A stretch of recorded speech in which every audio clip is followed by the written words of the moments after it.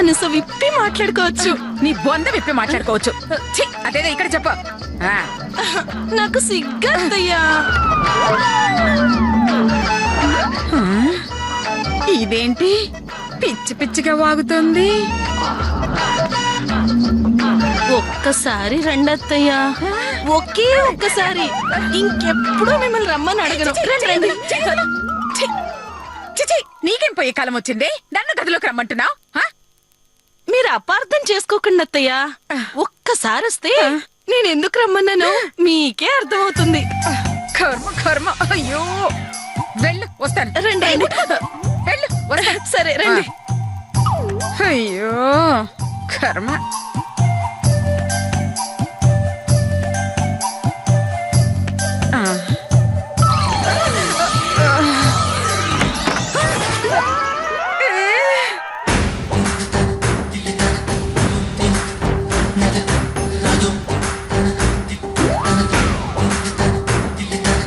భయంతో తడారిపోతుందాయే, ఎలా చెప్పాలో ఏంటో.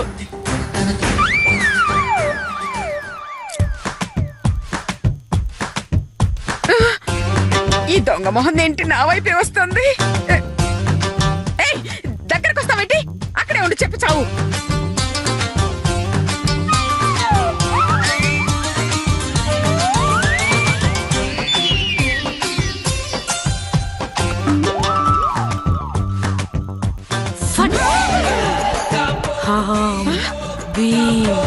ఫట్ స్వాహా. నా మాట వినాలి. స్వాహా. క్లీం cream ice cream face cream స్వాహా. నా మాట వినాలి. స్వాహా. ఫట్ ఫట్ కట్ కట్ ఫట్ ఫట్ స్వాహా. నా మాట వినాలి. స్వాహా. చెప్పవే, చెప్పు. నా మాట వింటావా? చెప్పు.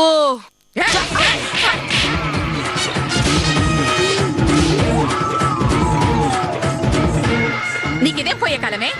మాట్లాడాలని తీసుకొచ్చి మంత్రాలు చదువుతున్నావేంటి? అసలు ఎందుకు తీసుకొచ్చావు? మంత్రాలు సరిపోయినట్లేవు, ఈసారి మార్చి చదువుతాను. సీం సాం శ్యాం సంగ్ స్వాహా.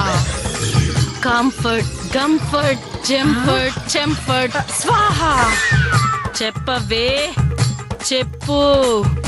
నేను చెప్పినట్టు వింటావా? పిచ్చివాగుడు వాగేవంటే చంపి పారేస్తానేమనుకున్నావు? అసలు నీకేమైంది? ఎందుకు ఇలా మంత్రాలు చదువుతున్నా? అంటే ఆ మధుమతి మీకేం మంత్రం వేయలేదా? మంత్రం ఏంటి?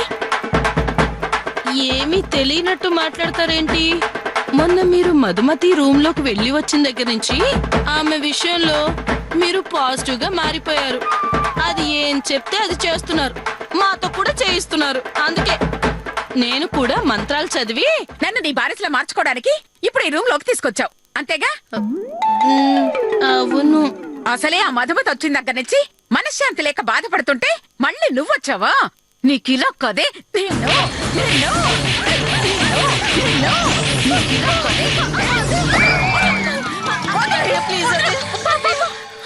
తట్టుకోలేను, చచ్చిపోతాను అత్తయ్య. నన్ను క్షమించండి, బుద్ధి తక్కువ చేశాను. ఇంకెప్పుడు ఇలాంటి పని చేయను.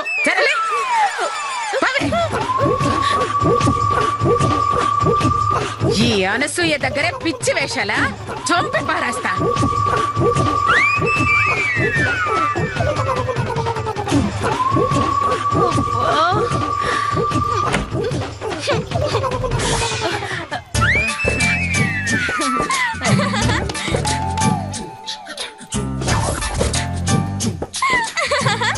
నాకు తెలుసు అత్తయ్య గారు, నీ మాట బాగా విన్నారు కదూ? అవునవును, చాలా బాగా విన్నారు. ఇక నుంచి నేను కూర్చోమంటే కూర్చుంటారు, నుంచోమంటే నుంచుంటారు. ఏం చెప్తే అది చేస్తారు. అలాగా? లోపలికి వెళ్ళి ఏం చేసావు? ఏం చేశాను? నోటుకొచ్చిన మంత్రాలని చదివేశాను, అంతే. వెంటనే నేను గట్టిగా కౌగిలించుకొని ఫటీ ఫటీ అని ఈ చెంప మీద ఈ చెంప మీద ముద్దులు పెట్టేసింది అనుకో. నాకు తెలుసు. తెలుసు. ముద్దులు పెడితే సౌండ్లు అలా ఫటాఫటా అని రావు. అంటే కొంచెం గట్టిగా పెట్టిందిలే, అందుకే అలా వచ్చాయి. అలాగా? అయితే నేను కూడా వెళ్ళి మంత్రాలు చదివి అత్తయ్య గారితో ఫటాఫటామని ముద్దులు పెట్టించుకొని వస్తాను. వెళ్ళు వెళ్ళు.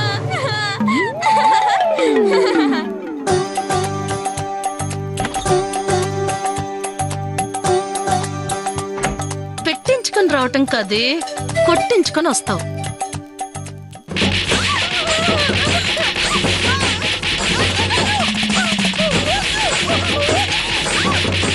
అమ్మయ్యా, దీనికి కూడా కోటింగ్ పడిపోయింది కాబట్టి నన్ను ఎగతాళి చేయకుండా ఉంటుంది.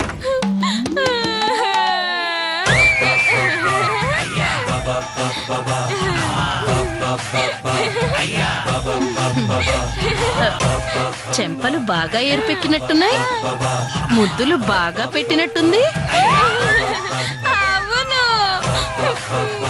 ముద్దులకి నగలు అడ్డొస్తున్నాయని నేనే తీసేశాను.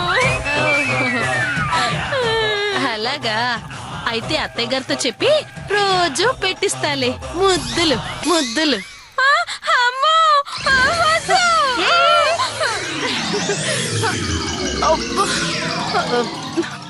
సార్, నేనండి. ఏంటి సార్ ఇది? నేను పెద్ద టెంట్ పంపించమంటే మరీ ఇంత చిన్నది పంపించారేంటి? ఏంటి మీ దగ్గర ఉన్న వాటిల్లో ఇదే పెద్దదా? మరీ చిన్నదిగా ఉంది కదండి. సార్, ఈ టెంట్ గాని మా అమ్మ చూసిందంటే వేసినందుకు మిమ్మల్ని, వేయించినందుకు నన్ను కుక్క తిట్లు తిడుతుంది. సర్లేండి, నేను మళ్ళీ చేస్తాను.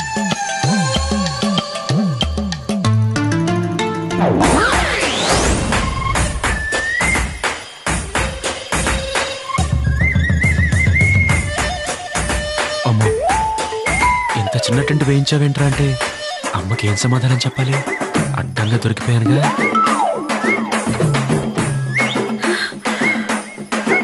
అయ్యో అయ్యో అయ్యో. చేతు, అమ్మా, ఈ టెంట్ ఎవరు తెప్పించారు? నేనే తెప్పించానమ్మా. నువ్వా? అవునమ్మా, నిజంగా సారీ అమ్మా. చాలా చోట్ల ట్రై చేశాను, కానీ ఇంతకన్నా పెద్ద దొరకలేదు. ఇంతకన్నా పెద్దదా? అసలు నిన్ను టెంట్ ఎవరేమన్నారు? అమ్మా, నువ్వు భలే జోకులేస్తావమ్మా. ఆ మధుమతి పూజకి టెంట్ వేయాలని ఒకళ్ళు చెప్పాలా ఏంటి? అమ్మా, అదొద్దన్నా మనం టెంట్ వేస్తాం, ఆ తర్వాత లక్షల్లో బిల్లు వేస్తాం, దానికి దిమ్మ తిరిగి దెబ్బ కొడతాం. అదేగా నీ ప్లాను? అమ్మా, నువ్వు చెప్పకపోయినా నేను తెలుసుకోలేనా? అయ్యో చేతు, అప్పటి పరిస్థితి వేరు, ఇప్పటి పరిస్థితి ఏదైనా మన ఇంట్లో సెటిల్ అయిపోయిన ఆ మధుని అప్పుతో పీల్చి పిప్పి చేసి చిప్పదాని చేతికివ్వడమే నీ ప్లాన్ అని నాకు బాగా తెలుసమ్మా. అమ్మా, నువ్వు చూస్తూ ఉండంతే. దానక్క పెళ్లి కంటే ఎక్కువ ఖర్చు పెట్టి దానికి మిగిలిన ఆస్తులు కూడా లేకుండా చేస్తాను. అయ్యో భగవంతుడా, వీడికి ఎలా చెప్పాలి? ఆ మధుమతి పూజకి లక్షలు ఖర్చు పెడితే చిప్ప చేతికొచ్చే దానికి కదరా మా అన్నకి. ఇది అర్థం కాక నేనేదో ప్లాన్ చేశాను అనుకుని అనవసరంగా డబ్బు ఖర్చు పెడుతున్నావు. నిన్నెలా ఆపాలో అర్థం కావట్లేదే. నిజం చెప్పలేక, ఖర్చులు చూడలేక నా గుండె ఆగిపోయేలా ఉంది. నేను ఇప్పుడు ఏం చెయ్యాలి దేవుడా? నన్న చేతు, ఖర్చు పెట్టిన వరకు చాలు. ఇక మీదట నన్ను అడగకుండా ఒక్క రూపాయి కూడా ఖర్చు పెట్టద్దు. రూపాయి కాదమ్మా, ఒక్క పైసా కూడా ఖర్చు పెట్టను. నిజంగా? నిజమమ్మా. ఎందుకంటే ఆల్రెడీ కొన్న వాటికి క్యాష్ ఇచ్చేశాను, కొనాల్సిన వాటికి అడ్వాన్స్ ఇచ్చేశాను. ఇంకా కొన్నాను కూడా ఏం లేవు, అందుకే ఒక్క పైసా కూడా ఖర్చు పెట్టను అన్నాను. కొనాల్సిన వాటికి అడ్వాన్స్ ఇచ్చావా? ఎంత ఇచ్చావు నాన్న? ఎంత? 1,00,000 అంతే. 1,00,000? ఏ బాగా తక్కువ? పోనీ పని చేస్తానమ్మా, ఇప్పుడు తెచ్చిన దానికైనా డబ్బులు తెప్పించేసి బిల్లు ట్రిపుల్ వేసి ఇంకో 3 లక్షలు పెంచేలా ట్రై చేస్తాను. చెట్టు, ఆ పని మాత్రం చేయకు నాన్న. ఖర్చు ఇంతటితో ఆపి.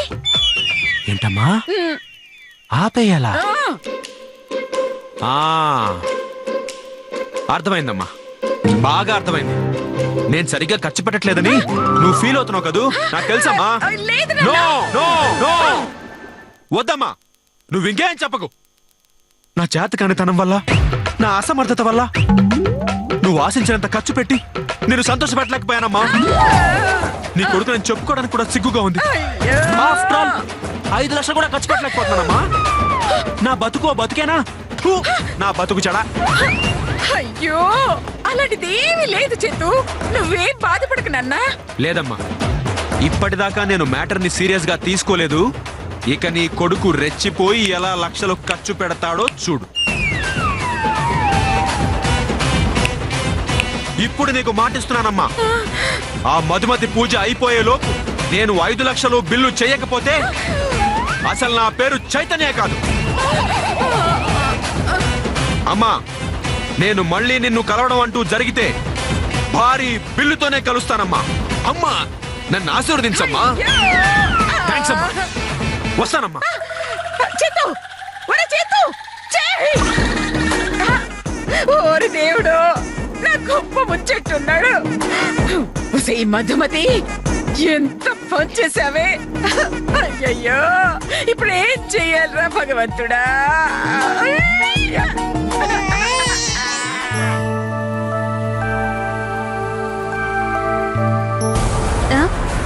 మధుమతి గృహప్రవేశమా?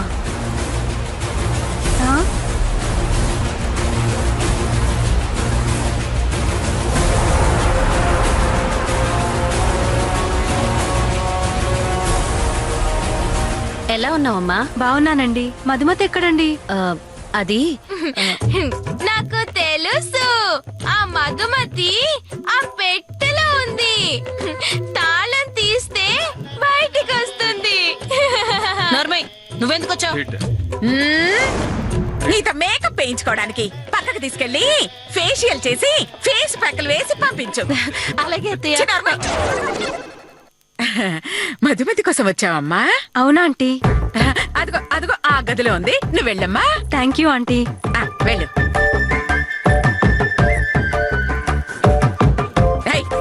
మీకు అసలు బుద్ధి ఉందా? మీకు దాంతో గొడవ ఏంటే?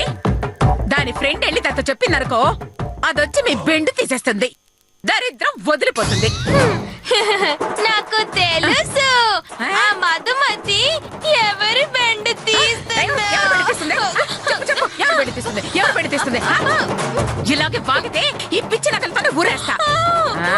ఊరికే జోకు. ఏడ్చావు, జోకు ఏంటి చూసేదే? వెళ్ళలేదు.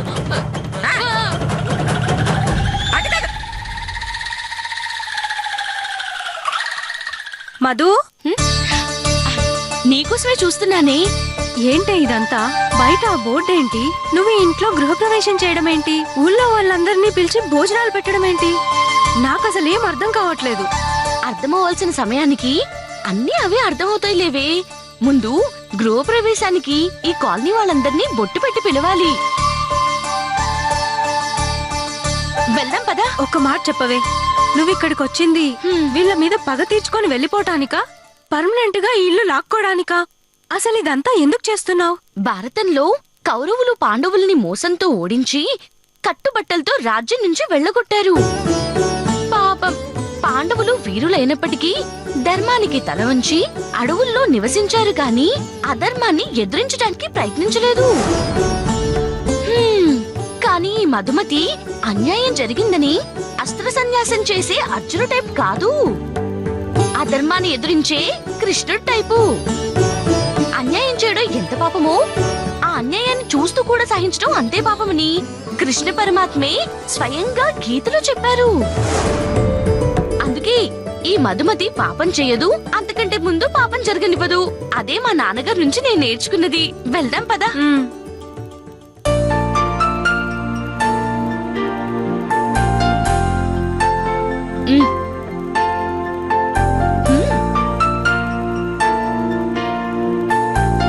మా అక్క పెళ్లికి మొదటి శుభలేఖ మీకే ఇచ్చారండి.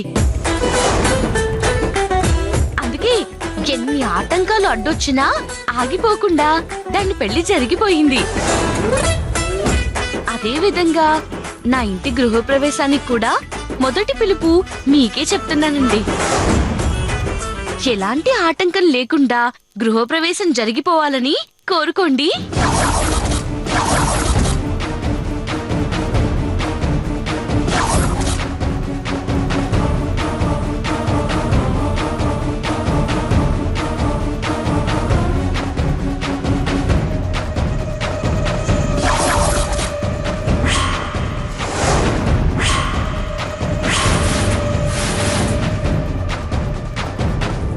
కోరుకున్నారా అండి? కోరుకున్నాను. మన ఇంటికి ఈవిడ గృహప్రవేశం చేయటం ఏంటి అత్తయ్య? నాకు తెలుసు. ఆ అమ్మాయి బొట్టు పెడుతుంది, పెట్టించుకోండి. అవతల అమ్మాయికి చాలా పనులుంటాయి, వాళ్ళు అలాగే వాగుతుంటారు. నువ్వు పెట్టమ్మా. తప్పకుండా రావాలి. అలాగేనమ్మా.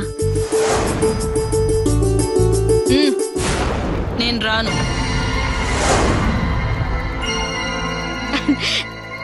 తప్పకుండా రావాలండి. మీలాంటి బ్యూటిఫుల్ లేడీస్ వస్తే పూజ కలర్ఫుల్ గా ఉంటుందండి. అంటే కొంచెం పనుంది. పర్లేదు, వస్తాను. థ్యాంక్స్ అండి.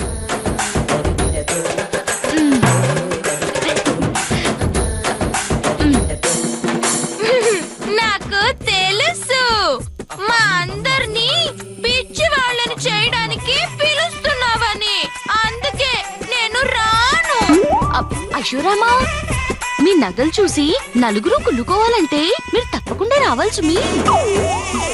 అప్పుడే మీకు మీ నగలకి గుర్తింపు వచ్చేది. ఆ తర్వాత మీ ఇష్టం. నాకు తెలుసు, నా నగలు నీకు బాగా నచ్చాయని.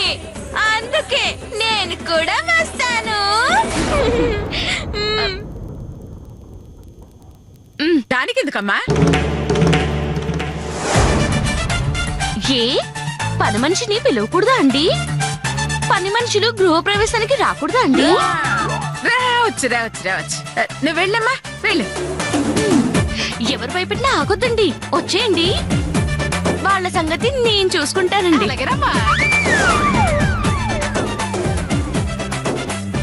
రావే.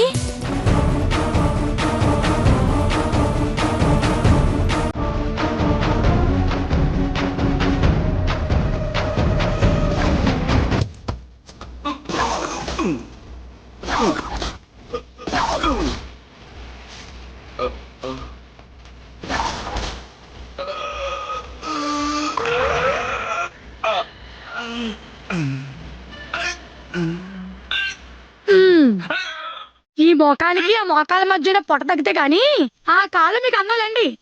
అయినా ఆ టవల్ కట్టుకుని ఆసనాలు వేయడం ఏంటి? ప్యాంట్ వేసుకోవచ్చు కదా.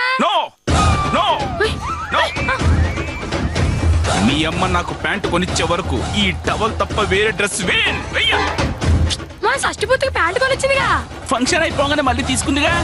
అంటే మీకు ఇస్తే రోజు తొడుక్కుని పాడు చేస్తారని దాచిపెట్టాను అని చెప్పింది. మళ్ళీ మా తమ్ముడు పెళ్లికి ఇస్తుందిలేండి. నా ప్యాంటు మీ తమ్ముడికి ఇవ్వడం ఏంటి? అబ్బా, మా తమ్ముడికి ఇవ్వడం కాదు, వాడు పెళ్లికి మీకు ఇస్తుంది అంటున్నాను. నా పెళ్లికే నాకు ఇవ్వలేదు, ఇక వాడి పెళ్లికేమిస్తుంది? నా తొక్క.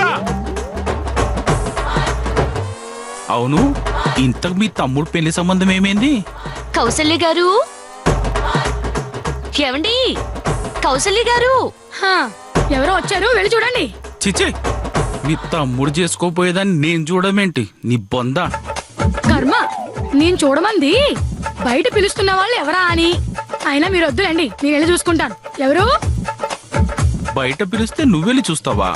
అంటే లోపల ఎవరన్నా పిలిస్తే నేనెళ్ళి చూడాలా? నో. కౌసల్య గారు, బాగున్నారా అండి? బాగున్నానమ్మా, నువ్వెలా ఉన్నావు? బాగున్నానండి. అవును, మీరు ఇక్కడికి వచ్చారేంటి? నా దగ్గర ఆసనాలు నేర్చుకోవడానికేమో. మీరు రామ్దేవ్ బాబా మరి వెతుకుంటూ రావడానికి. ముందు కొంగితే మోకాళ్ళు అందవు. మీరు ఆసనాలు నేర్పుతారా? లోపలికెళ్ళండి. సారీ, మధ్య లడ్డు రాను. మీ గురించి, మీ కుటుంబానికి మా అమ్మ చేసిన ద్రోహం గురించి నాకు మొత్తం తెలిసిందమ్మా. ఆ దేవుడనేవాడు ఉంటే నీకు తప్పకుండా న్యాయం చేస్తాడు. కాకపోతే ఎంతైనా మా అమ్మ కాబట్టి, పైగా డబ్బు దగ్గర దానికి సెంటిమెంట్లు ఉండవు కాబట్టి నీ ఆస్తి విషయంలో నేను ఎలాంటి సహాయం చేయలేను. అదే కనుక మా అమ్మ కాకపోయుంటే దాన్ని జుట్టు పట్టుకుని నేలకేసి కొట్టైనా నీకు న్యాయం చేసేదాన్ని.